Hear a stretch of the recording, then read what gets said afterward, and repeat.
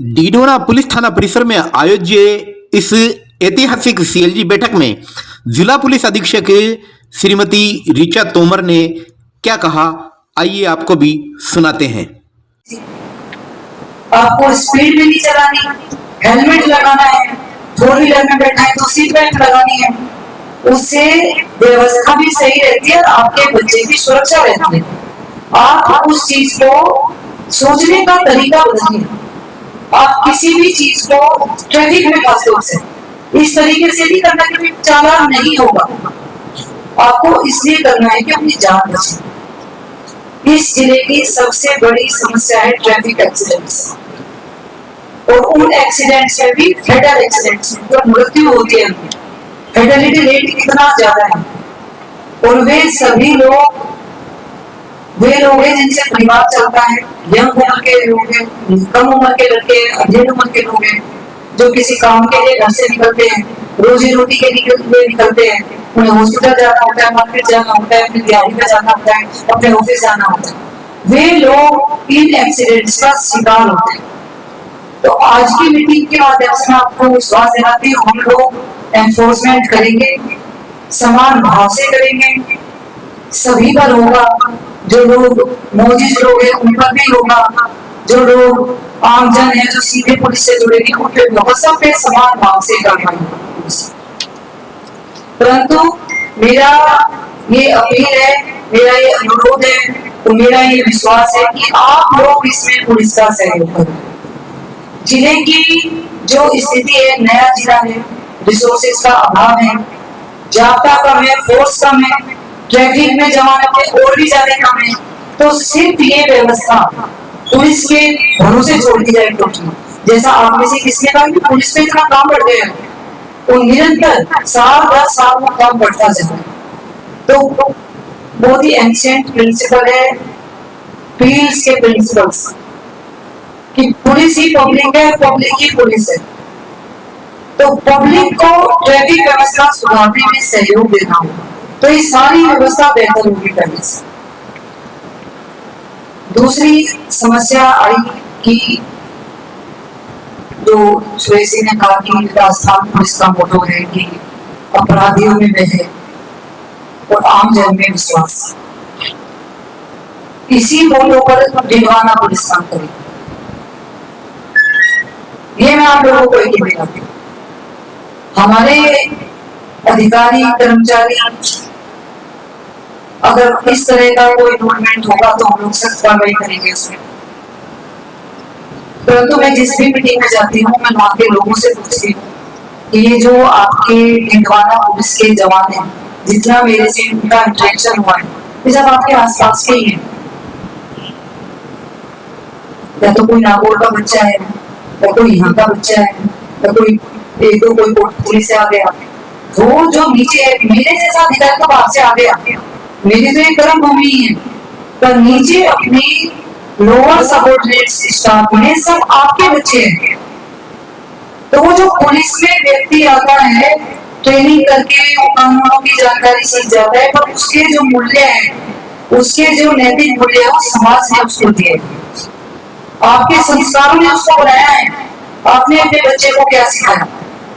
तो जो समाज भ्रष्टाचार को एक्सेप्ट नहीं करता, उसको प्रोत्साहित नहीं करता, हम लोग ये नहीं कहते। अब समाज में क्या होता है, कई बार जहाँ पे दहेज की बीमारी आई तो हर कोई कहता है कि देखो उसका बेटा तो मेरे बेटे से कम पढ़ा लिखा है, मेरा बेटा तो हाई स्कूल के बच्चों को पढ़ाते हो तो प्राइमरी के बच्चों को ही पढ़ाता है, उसके दहेज में तो ये आ गया, मेरे बच्चे के दहेज में ये नहीं आया। ऐसे कंपैरिजन करते हैं गाँव में आते हो हम शहर के लोग। तो आपका जो बच्चा है, जो आपकी युवा पीढ़ी है, जो आगे चल के इन्हीं कुर्सियों पे बैठे, वे हर सेवा में जाएंगे, चाहे वे डॉक्टर्स बने, इंजीनियर बने, प्रशासनिक सेवा में आए, इधर पुलिस सेवा में आए, आप ही के बच्चे आएंगे, तो आप ही के बच्चे इस समाज की सेवा करेंगे। तो भ्रष्टाचार मुक्त समाज तब बनता है जब वो समाज उसको एप्रिशिएट नहीं करता। अगर आप इस चीज को अप्रिशिएट करोगे कि उस व्यक्ति को 2 साल की नौकरी में हुए हैं और उसने इतने संसाधन जमा कर लिए, तो ये हमारा बच्चा है, इसको 10 साल हो गए, 20 साल हो गए, और जिसके पास कुछ भी नहीं है उसके कंपैरिजन में, तो ऐसे आप अपने बच्चों में भ्रष्टाचार को बढ़ावा देते हो। आप जो बातें कहते हो वो आपका बच्चा भूलता है उनको, उसके डीएनए में शामिल होती है, उसके ब्लड में शामिल होती है, कोई ट्रेनिंग उसको नहीं निकाल सकती। वो ट्रेनिंग का एक साल आपके 20-25 साल की जो लर्निंग वो आपने दी है अपने बच्चों को, वो नहीं कर सकती। तो मैं तो आपको एक विश्वास दिलाती हूँ कि हमारे पास इस तरह की शिकायत आई है हमारी मशीनरी की, और उसमें ये चीजें बात साबित होगी तो हम लोग कठोरता बड़ी करेंगे। और आप लोगों से मेरा ये अनुरोध है, मेरी अपील है कि इस चीज को आप अपने घर में सुनो, आप अपने घर के ड्राइंग रूम में बैठ के ऐसे तत्वों को प्रोत्साहित मत कीजिए, उनकी तारीफें मत कीजिए जो आपका बच्चा उन चीजों को। तीसरी समस्या आई मेडिकल स्टोर्स पे जो ड्रग्स का वितरण है। तो मेरी आने के बाद में नेक्स्ट डे ये अपने जिले की मीटिंग्स होती है हर जिला स्तर में, तो वहां पर मैंने कलेक्टर साहब से चर्चा हुई, बात हमने रखी वहां पे, और उन्होंने संबंधित एजेंसी को डायरेक्ट भी कर दिया कि अगर मेडिकल स्टोर पे कहीं भी नशे के ड्रग्स बिक रहे हैं तो उसकी अकस्मात चेकिंग होगी, पुलिस भी इसकी निगरानी रखेगी। और आज एसपी ऑफिस जाने के बाद में मैं एक हेल्पलाइन नंबर भी जारी करूंगी, जिसके पास में ऐसी सूचना है कि यहाँ पर दिखता है आप उसमें सूचित कर दीजिए। आपकी गोपनीयता रखने की जिम्मेदारी हमारी, आप मैसेज कर दीजिए, आप लोकेशन भेज दीजिए, आप फोटो भेज दीजिए, हम लोग उस पर कार्रवाई करेंगे। अगली समस्या आई यहाँ पे जो अपने आवारा पशु घूमते रहते हैं, तो मैं देख रही हूँ दिक्कत है, तो मैं देख रही थी प्रशासन की मशीनरी उस पर लगातार काम कर रही है। कल 1-2 दिन पहले मैं रात को घूम रही थी तो भी सब लोग उनको लेके जा रहे थे यहाँ से, तो धीरे धीरे इस समस्या में भी सुधार होगा। उन्होंने एक महिला ने बताया कि साफ सफाई की दिक्कत है, तो कंसर्न एजेंसी को काम भी करना चाहिए लोगों को।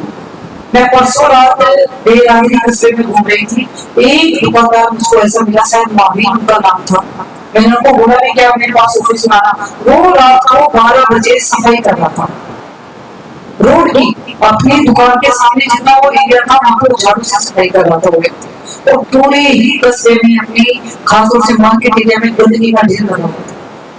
तो ऐसे मावी और चाहिए अपने कस्बे को साफ करने के लिए, तो आपकी ये समस्या भी सुधरेगी। लोग देर तक घूमते रहते, महिलाएं वही 11-11:30 बजे तक वो छोटा सा बच्चा लेके व्यक्ति भी बैठा है, महिलाएं भी घूम रही है, कोई आटा चक्की का आटा पिसवा रहा है। तो अपना ये जो डिटवाना कस्बा है, मेरा जो 2-4 दिन का ऑब्जर्वेशन है, रात को देर रात तक जागता है। तो मावी जैसे लोग ज्यादा होंगे तो आप इसको रात को ही साफ करो, ऐसी कोई व्यवस्था बना दोगे अगर समाज चाहेगा भी उसकी। और फिर भी जो आपकी समस्या है कलेक्टर साहब से मैं चर्चा करूंगी, तो उनकी जानकारी में रहेगी, तो उनकी एजेंसी भी इस पे काम कर रही है। अगली उन्होंने समस्या बताई एक गांव से कि गांव में जो तेज स्पीड पे गाड़ियां चल रही है, निसंदेह बड़ी समस्या है। तो मैं अभी इनसे डिप्टी साहब से पूछ रही थी कि आपके थाने का कितना रजिस्ट्रेशन है, तो डीडवाना थाने का पूरे साल का रजिस्ट्रेशन है 350 रुपए।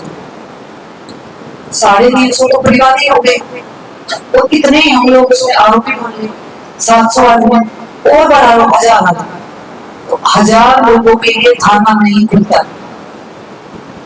जिन लोगों को कोई मुकदमा नहीं होता, जो परिवार में थाने पर नहीं आते, उनके लिए भी ये थाना खुला है। तो एसएचओ डीडवाना आप सब लोगों ने बताया अच्छा काम कर रहे हैं, तो राजेंद्र ये अपनी अप्रोच बना दी, बीट कांस्टेबल्स बीट में जाए, उनका सिस्टम बनाओ, उसके बीच में 1, 2, 3 जितने गांव जाते हैं, एक वीक में 10 दिन में उसका चक्कर लगना चाहिए। वहां लोगों से मिले, वहां की जो समस्या लेके हो, तो प्रोएक्टिव अप्रोच। हमारी पूरी कोशिश रहेगी कि आम जनता से जो पुलिस का संवाद है वो बेहतर हो, और जो प्रोएक्टिव अप्रोच होती है कि अपराध होने का हम लोग वेट ना करें, प्रोएक्टिवली जितना हम लोग सुधार कर सकते हैं उतना हम सुधार करें। थाने क्षेत्र में जितने लोग आते हैं, जितने लोग यहाँ की जितनी जनसंख्या है, जितने गांव है, सभी तक पुलिस पहुंचेगी, ये मैं आपको विश्वास दिलाती हूँ। अगली एक समस्या आई अपने संगीत से जुड़े हुए लोगों ने बताया कि जो अच्छे लोग होते हैं, जो एमवी एक्ट का पालन करते हैं, उनका एप्रिसिएशन होना चाहिए। तो उन लोगों को छानने का जो तो वो है जो पकड़ा गया, और जो नहीं पकड़ा गया सब ईमानदार। तो कुछ काम ऐसे होते हैं उसमें एप्रिसिएशन की जरूरत नहीं होती। वे काम आपकी मसल मेमोरी में होने चाहिए, आपके बच्चों की मसल मेमोरी में होनी चाहिए। वाहन उठाया तो हेलमेट लगाओ, तेज स्पीड मत चलाओ। हम एप्रिसिएशन करेंगे उन लोगों का जो लीक से हटके पुलिस का सहयोग करेंगे। हम एप्रिसिएशन करेंगे समाज के महावीर जैसे लोगों का, उन लोगों का जो आगे बढ़ के प्रोएक्टिव हो गए। जैसी आप पुलिसिंग चाहते हो, प्रोएक्टिव पुलिसिंग, जो प्रोएक्टिव समाज के लोग होंगे, जो हमारे साथ कंधे से कंधा मिलके ट्रैफिक व्यवस्था सुधारने में मदद करेंगे, जो एक्सीडेंट्स रोकने में हमारी मदद करेंगे, जो हमको सूचनाएं देंगे जिससे कि हम ड्रग्स का ये जो मैनेज जिले में बढ़ रहा है इसको हम करें, उनका मैं निसंदेह हम लोग एप्रिशिएशन करेंगे। ये बात मैं आपको एक्सेप्ट करता हूँ, ऐसे लोगों को एप्रिशिएट करेंगे। एक उन्होंने बोला कि जो ज्वेलर्स के अगेंस्ट कार्रवाई होती थी वो कम हो गई। आज इस मीटिंग के माध्यम से मैं आपको ये कहना चाहती हूँ कि आपके यहाँ पे जब चोरी होती, चोरी हो गई, किसी किसान का बिजली का मोटर चोरी हो गया, किसी का विंडो भी चोरा के ले गए। जैसे जैसे समाज में नशा आता है तो छोटी छोटी चोरियां बढ़ती है। ये चोरी जब बढ़ती है, एक तो बच्चा नशे में आ गया और दूसरा उसका कोई ना कोई खरीदार बैठा, कहीं ना कहीं कोई कबाड़ी है जो उसको खरीदता है तो उस लड़के को 100-200 रुपए देता है जिससे वो नशा खरीदता है, नशा यूज करता है। तो चोरी नकबजरी सिर्फ चोर को पकड़ने से नहीं रुकती, उसमें कबाड़ी के अगेंस्ट भी आपको कार्रवाई करनी पड़ती है। जहां भी ऐसी चोरी हो, ऐसे ही मैं ज्वेलर्स का कहती हूँ, आप लोग अगर सही रेट में चीजें खरीदोगे तो आप पे कोई आक्षेप ही नहीं लगेगा। तो आप लोग जब कोई आपको इतनी महंगी चीज अगर ओने पौने दाम में बेचेगा, अपनी चीज कोई नहीं बेचेगा, सब चोरी की चीज बेचेगा। वो आपका अपनी अंतरात्मा है, आपका अपना विवेक है, आपका अपना जमीन है। आप ऐसे लोगों से खरीदोगे तो समाज में ऐसी चोरियां बढ़ेगी। वो यहाँ से खरीद के ना तो जयपुर जाएगा बेचने, ना दिल्ली जाएगा, वो यहीं पे आके यहीं के कबाड़ी को पकड़ेगा, यहीं पे शराब को पकड़ेगा, बराबर के कचरे को पकड़ेगा। आप लोग कृपया करके मत कीजिए, तुरंत पुलिस को सूचित कीजिए, उसको बैठा दीजिए, पुलिस को सूचना कीजिए। मेरे ये उम्मीद है कि जो अपने ज्वेलर्स एसोसिएशन के, मार्केट एसोसिएशन के या उनके प्रतिनिधि यहाँ पर बैठे हैं, वहाँ की तरफ से हमको ऐसा ही कोई इनिशिएटिव मिलेगा। अगर आप ऐसा सहयोग करोगे तो ऐसे चोर पकड़ने में आएंगे पुलिस से। जो लोग सही दाम पे खरीदेंगे, जिनका लगेगा कि इनकी कोई मध्यांति नहीं थी, इन्होंने तो मार्केट रेट में चीजें खरीदी, उनके खिलाफ बिल्कुल पुलिस कार्रवाई करेगी। एक इन्होंने बताया कि मैं भूम आपकी ऑफिस कार्रवाई करनी चाहिए, तो अगर ऐसा कोई है, ऐसी चीज है, मेरे पास जानकारी में भी आई है, मैं अपने अधिकारियों से चर्चा कर लूंगी और समाज के मुझे लोग भी ऐसी कोई चीज बताएंगे तो हम लोग उसको देखेंगे, उस पर जो भी कठोर विधि कार्रवाई बनेगी वो हम करेंगे।